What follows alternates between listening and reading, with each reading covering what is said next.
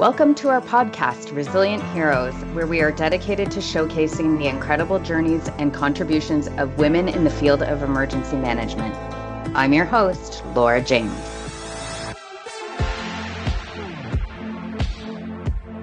Welcome back to Resilient Heroes, the podcast where we celebrate women who are breaking barriers, building stronger communities, and proving every day that leadership comes in many forms. Picture this, a high school student in Brandon, Manitoba, working as a lifeguard part-time and loving the exposure to life-saving techniques she's had through Red Cross training. She picks up a pamphlet about paramedicine. This is back in the day, before the internet, so she actually picked up a paper pamphlet and decided to take an emergency medical course while she was still in high school. One course, one shiny fire truck, and just like that, she'd found her calling. That decision launched a remarkable career spanning more than 25 years so far in the fire service. Sarah became just the second woman ever hired by Brandon Fire and Emergency Services, helping pave the way for all the women who have followed. Today, she serves as acting captain and is the first woman to serve on Brandon Fire's executive team.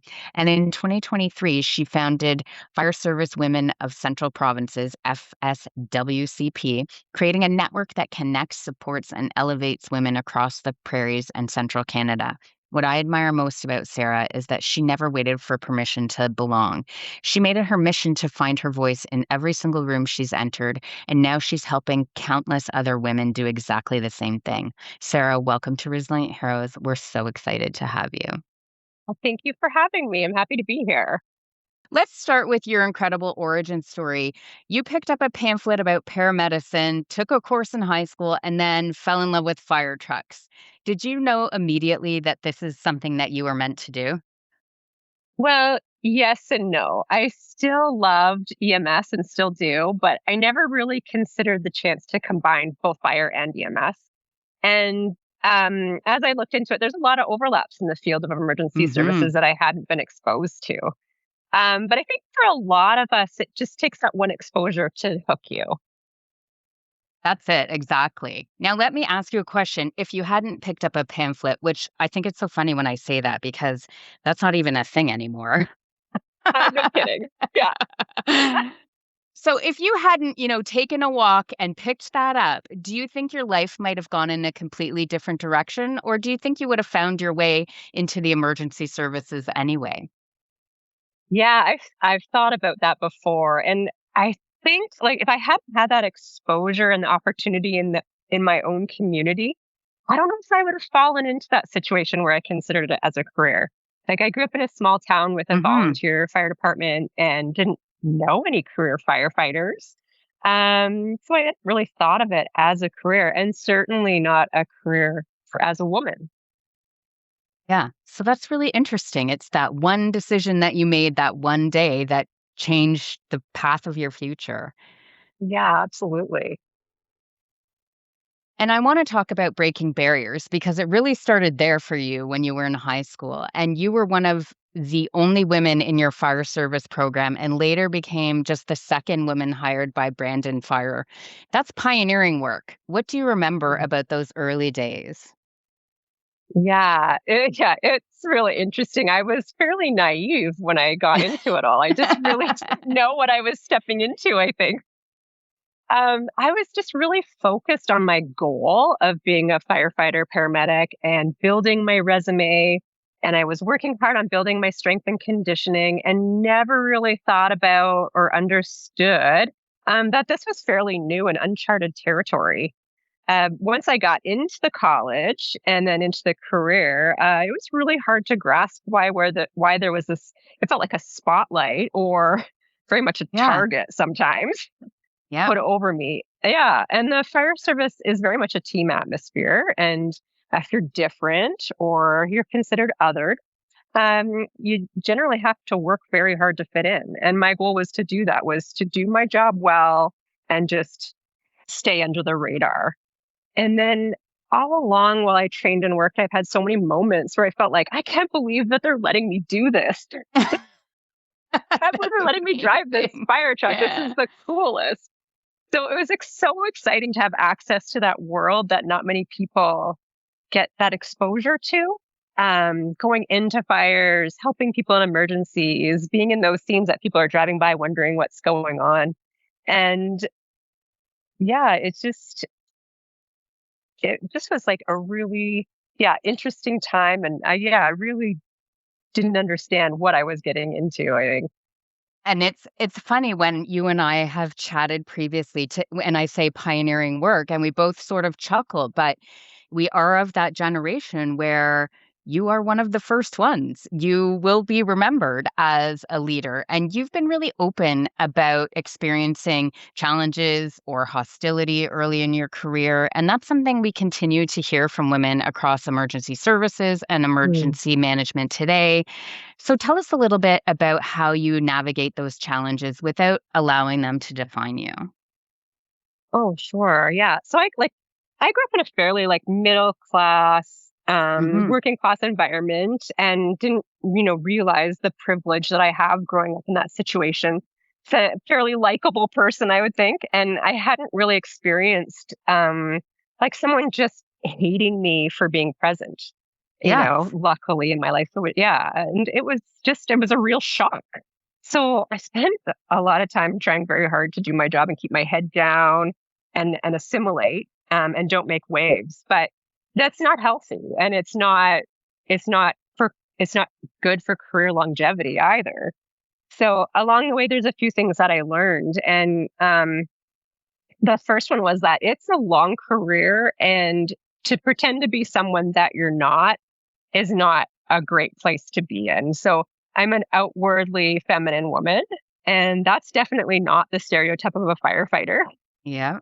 Uh, so yeah, like I just really tried. I had to be myself. I am this person. I can't be this macho, type of image that I'm not, swearing and cursing and Uh, or whatever I thought that was the most appropriate way to fit in. it's it's interesting that you say that because I am if you walk into my office, if you walk into my house, if you look at what I'm wearing, I have been very feminine throughout my career, and there's always pink surrounding me. Yeah. And I do not apologize. And I have been known to say, "Where's my pink vest?" when I walk into an EOC. Um, and I think, and I love that you say that too. Be your authentic self, because but Yeah. nobody's ever quite articulated it that way to me, but it's true. I mean, you have to be who you are at the beginning of your career, be authentic to yourself so that you can continue to grow authentically into your future self. It's amazing, Sarah.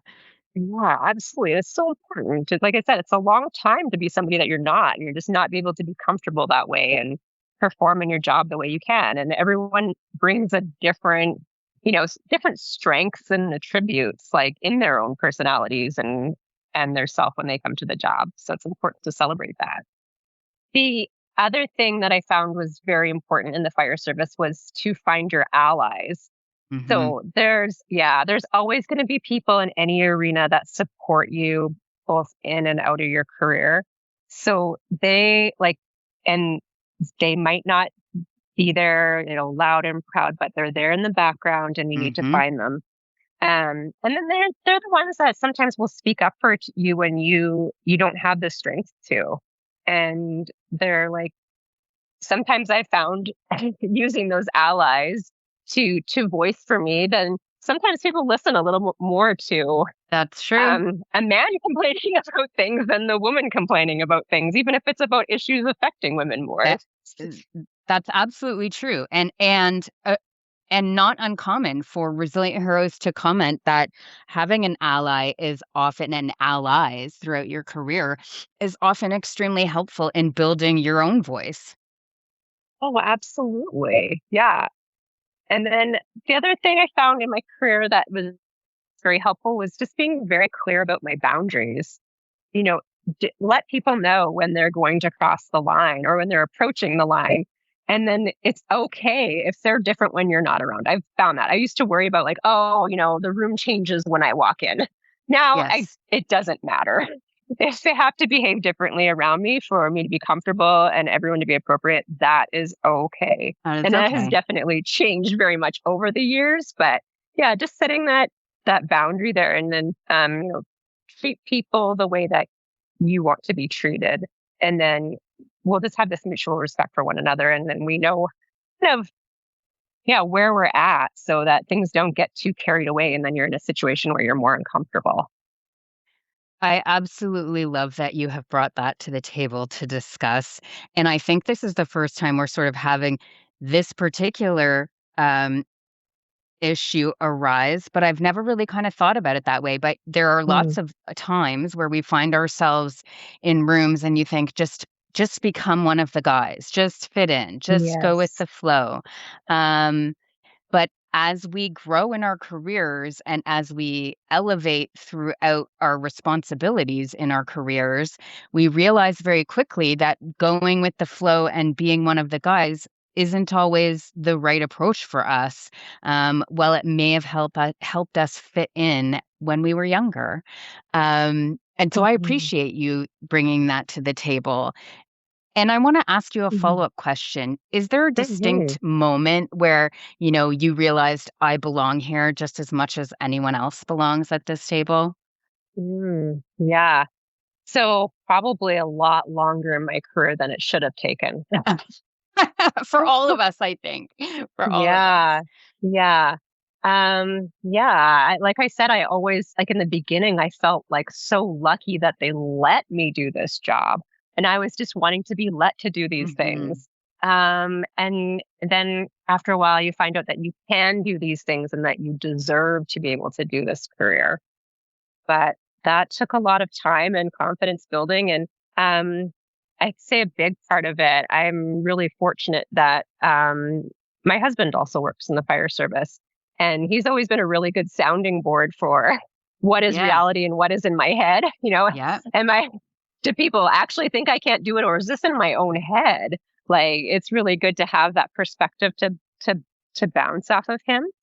And then, when we were going, and I was going for promotion, and I wasn't sure if I could do it or not, or if anyone would listen to me.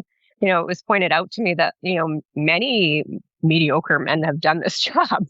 So, you know, what is holding you back? Like, you are good at the things that you do in this job, and you are a leader. And it wasn't ever something that I really, had really thought I could do before. And yeah, and then you also have to look at who's coming behind you too. Do you really want them as a boss? So sometimes that gives you a little push too to That's to true. step forward and realize what you know. I love But that. yeah. So, one thing you've said that really resonated with me is that you've worked really hard to find your voice in every room and in every phase of your career, sort of like, drawing boundaries very early on worked well for you. Now, that's easier said than done for lots of us. So, how did you learn to speak up without being intimidated and or intimidating? Yeah. Yeah. I wouldn't describe myself as an intimidating person, but some people might find that. But Yes. a lot a lot of that, yeah, has to do with finding myself too, and the confidence that I had already spoken about. And it's been a struggle for sure. Like, over the years, you start to realize if I don't understand or necessarily agree or disagree, then I'm not usually the only one. I'm an inquisitive type of person, and I am Mhm. a thinker. I think about issues, and I have lots of questions. And and I just found that, if I have those questions, probably other people do too. So I should speak up. And I found that, and I've learned that my perspective is very different in the environment that I work in, and that's a good thing. It is a good thing. And yeah, and then I should speak up. And then sometimes, over the years, I found that, you know, if I don't have the strength to speak up for myself, then I should do it for other people, and I should do it for the women coming behind me as well, or all the other people coming behind me. Um, 'Cause that's the only way that things are going to change or be better. And that's why we have you here with us today to share this story with Resilient Heroes, because that's what it's all about, supporting the next generation that is coming up behind us, but also supporting each other as we move through the phases of our career. You now mentor women across Canada, That's how I found you. I got a recommendation from somebody you have worked with and said, you must have Sarah on. Do you still recognize pieces of your own journey when you hear stories of other women? And what has surprised you the most? Oh, yeah, very much so. I see my own journey. And, it's funny, you don't realize how things change, like how much changes over the years when it's just you're kind of slowly trudging forward. Hmm. But it's important to not forget where you started, right? And that's one of the great things about mentoring. It's a good thing for me to be, talking with women and realizing some of these issues that were so consuming to me when I started out and aren't on my list anymore are very important to people starting out in the fire service. And it's easy to forget how difficult, or maybe you just want to pretend how difficult or forget about how difficult it was when you were there. Um, but yes, I still remember what it's like to walk through those doors and navigate issues such as dealing with difficult coworkers or Hmm. what to do if you get pregnant or where do I find Right? pants that fit me? Which which are Issues like which are that. issues we still hear, I right? know. It's remarkable.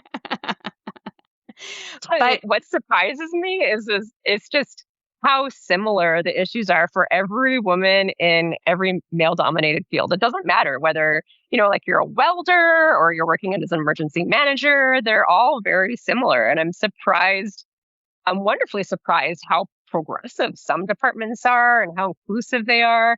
yeah. And then every now and then I'm shocked about issues and problems presented to me that I really can't believe that we're dealing with this in this time in the world. So, It's true, and I love that. yeah.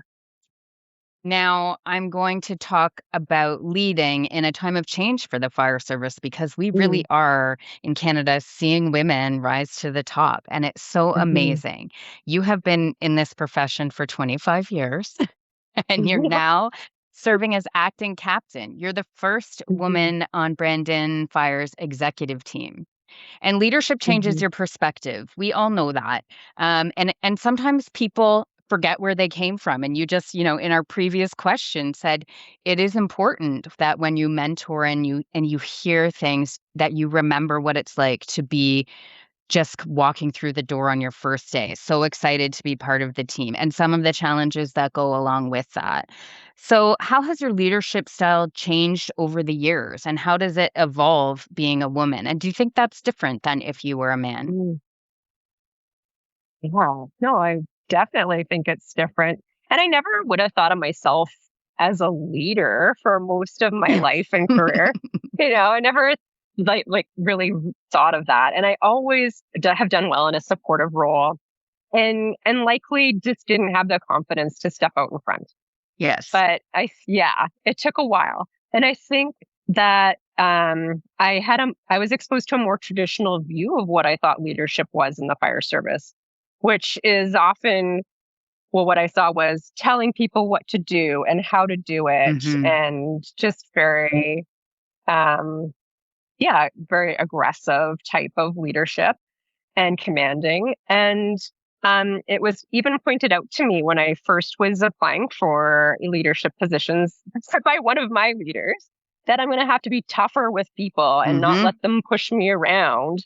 So I really started to really start to question like what's a good leader, and I started to do more reading and learned. And Yeah. the more I realized that a lot of my traits are good leadership traits, they're just not really recognized often in the fire service. It's slowly changing and becoming that way, but we just take a little while to catch up with the rest of the world That- sometimes in some areas. That's But right. yeah, but as it turns out, you can lead with empathy and compassion and take care of your people, and they're still going to respect you when you have orders to give. Now, I want to talk a little bit about Brandon Fire Service because you have Mm, you have a unique geographic area. You've got urban mhm, and very rural communities. And so mhm. what challenges does that create for your emergency responders, and how do you prepare your teams to be able to succeed in the diverse environments? And that, Mm, we do see that across Canada for many fire services, but then we also have folks who are, deep in the urban environment. So mhm. tell us a little bit what that's like for you. Yeah. Just to describe our service a little bit, like we're a career department and we're Hmm. dual service. So we're fire and EMS. So we do all of the EMS calls in the area in Brandon and surrounding area, and transport to the hospital. So we fully run the ambulance service. And all of our responders, or most of our responders, are paramedics and firefighters. So we do both jobs and wear both Amazing. hats. Yeah, it's a very dynamic atmosphere and incredible to work in. But there's definitely, challenges that go along with that. And just like you said, like a lot of emergency services across Canada and the world are just really, really strained. And so we have this, we are responding to rural areas where, we don't have, hydrants available Yep. or lots of people. Like our urban environments, but then we also are urban firefighters where, the city expects a certain level of service as well when it comes to firefighting. So it's a balancing act. And then right now, like in fire and EMS, we're all really stretched thin from like large scale social issues, from substance abuse and mental health, poverty, and a healthcare crisis. And you're kind of a catch all for all of that. And yeah, it's difficult to prepare people for that. We ask a lot of our people every day dealing with all those issues. And That's it. yeah, it's tough. So I try to encourage everyone not to wear all of the issues we're dealing with. Not one of us is going to fix and save the whole system. No, they don't need to wear that. And in all situations, we're just going to do the best that we can with the resources that we have while keeping them safe. That's my Hmm. promise, while trying to do the best for the people that we serve. And as for my people, I try to give them praise and let them know when they're doing well and advocate for them whenever I can, and, make sure that their concerns are heard. I can't always do anything, about some of those issues, but I try, and just be there for them to listen, and to whatever issues are affecting them, whether like work related or professional. Now, that open door policy is how you create a successful team, because we all know that there are challenges that we cannot fix today. Those challenges may still be something that we're managing a decade from now, but having an open door and listening to your staff so that they still feel like they're supported and part of the team, even if there's no immediate solution, is one of the Yeah. great things that you do. Yeah, I Now, try my best. Yeah. and you have referred to your team as family, which I Yeah. love. So I want to talk a little bit about sort of beyond your day to day. In 2023, you founded the Fire Service Women of Central Provinces for Canada. And what gap were you trying to fill by Mm. starting that organization? Yeah. Well, I was really lucky. I was kind of at a breaking point in my career, I would say. Like I was wondering, do I want to stay in this or not? And I found a group called Fire Service Women Ontario, and Hmm. they were hosting a conference in Ottawa. And I approached my union to see if they would be willing to help me out get to this conference. And they did. They sponsored me. And I went there, and it absolutely blew me away. Like it just was so wonderful to just be around other women who had, similar issues, dealt with the same things, like were navigating the same issues in their career. And it just filled my cup up so much that I knew that I had to bring this to my area of Canada. And so when I decided that, I sought out some supportive women, which there are so many of, and they're Hmm. so talented. So, and we started up our organization with the help of both Fire Service Women Ontario, and then we also have a Coastal Fire Service Women BC, and they were a great help to us. And yeah, I just wanted to be able to create an environment where women could be supportive, share with one another, work towards building a fire service where everyone has the chance to grow and thrive and not just surviving in it. I love that. So just so our listeners are following along, you saw something and you thought, I wonder if I could go to that, if it would be really interesting, if it would provide Mhm. any insights for me. You asked for Mhm. permission, off you went. Then you're Yeah. inspired, making these lifelong connections, and then pioneering a new program. That's what Sarah does.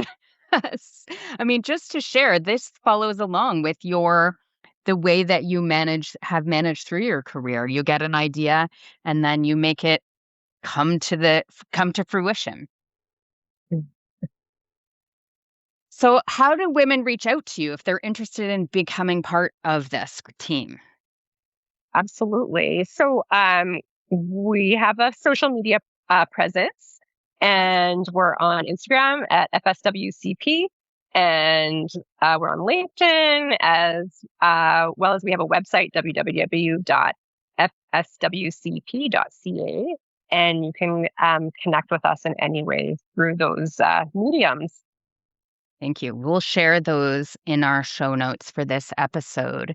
And Thank it you. really just builds on, Sarah, your community as being, a theme of your career, but also Mhm. of this podcast. So you are creating space for women to have conversations on a much grander scale than even just, their own service that they're working for.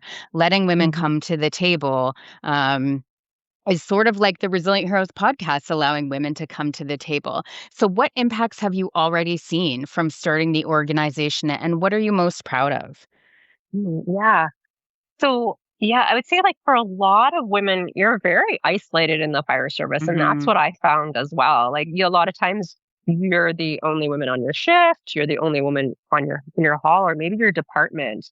And I didn't realize most of my career how much I needed that support of other women or just another person with similar experience that could kind of validate my thoughts and feelings. So we were trying to provide that space where people can feel safe and are provided with support and opportunity that they would not otherwise have. And one of the biggest impacts, which I didn't realize in the beginning would be so profound, was just the advocacy piece. Hmm. Yeah, so there's a lot of people out there, you know, looking to have the voice of women in the fire service or looking for perspectives of women in the fire service, and they just didn't really have a place to go. So our organization helps provide that. So in this short time, we've been able to partner with researchers and other organizations to create work on national policy and like issues of bullying, harassment, family planning.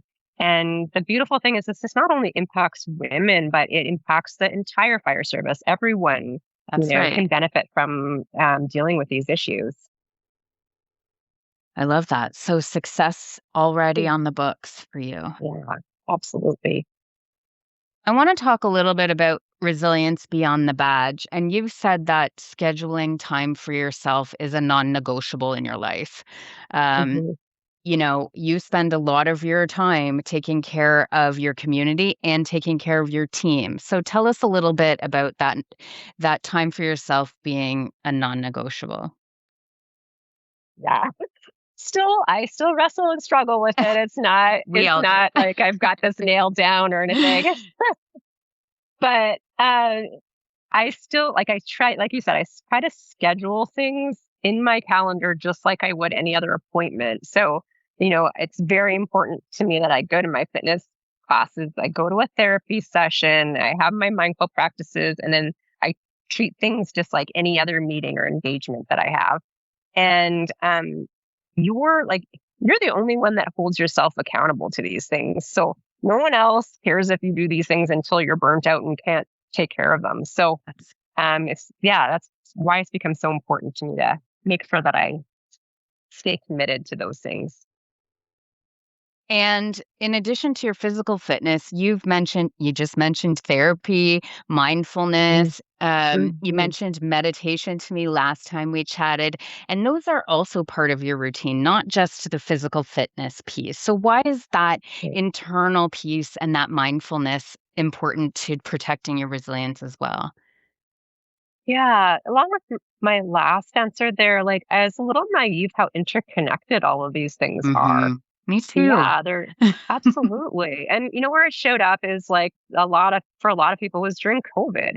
Because like just like yourself, like everybody in the emergency world was so stressed out. It was so taxing. And when all of those things were stripped away, like your connectedness to people and well going to the Mhm. gym and just visiting with other people, I didn't realize how important that was to my mental health. And you need those, you need to have all the pieces there, or it's a career that you will really struggle with if you're not taking care of yourself. And the physical well-being and the mental well-being are all things that I need to keep up with. And you'll feel it the most when those times are tough. That's exactly right. If you aren't keeping up with it, then when the going gets tough, your resilience is the first thing to fade into the background. Mm-hmm. And we've spoken about the importance of therapy and asking for support, and it is an incredibly powerful message and discussion for us to have in emergency management and emergency services. And it hasn't always been encouraged. Even now, when it is openly encouraged, there's often still a stigma, internally or just, within community. What do you say to someone who's struggling but feels like they have to be strong all the time? Mm, yeah. And we see that a lot in the fire service for Mhm. sure. And for a long time, it was never spoken about. Yeah, for a long duration of my career. And I can remember people being off, maybe if it wasn't for something physical, they're looked at kind of milking the system. When I look back, and I'm sure that was mental health issues. Of Um, course. yeah, Yeah. absolutely. And there's just a lack of understanding all around on that. And, you know, it doesn't mean that, we can all go to the same events um, that are, terrible tragedies, Mhm. and we may be affected or we may not be affected the same way because we're all showing up at work each day kind of under different circumstances, right? Like That's right. there's people show up, they're tired, they have a new baby, they're taking care of sick parents, they're going through a divorce. And so there's many ebbs and flows in our life where, we're in different spaces dealing with different things. And um, you need to start building your resources so that when you're in those lower parts in your life that you kind of know how to access them. So I always encourage people to just be like aware of the tools that you have. Find someone that you can talk to, whether it be a counselor or a friend or whoever that kind of knows your baseline and they know, when you're struggling, how they're going to be able to help you. And there's a lot of, like I said, there's a lot of great tools out there, and um, you don't need to use them as not being weak. It's not your lack of That's ability. right. Yeah, and then there always be people there that will support you. So just make sure that you reach out when you need it. Which leads me right into my next question.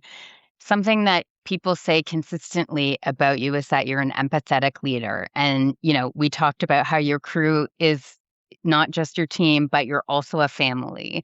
So how do you balance that? How do you balance being, empathetic leader, but also with accountability of being a leader? Mm.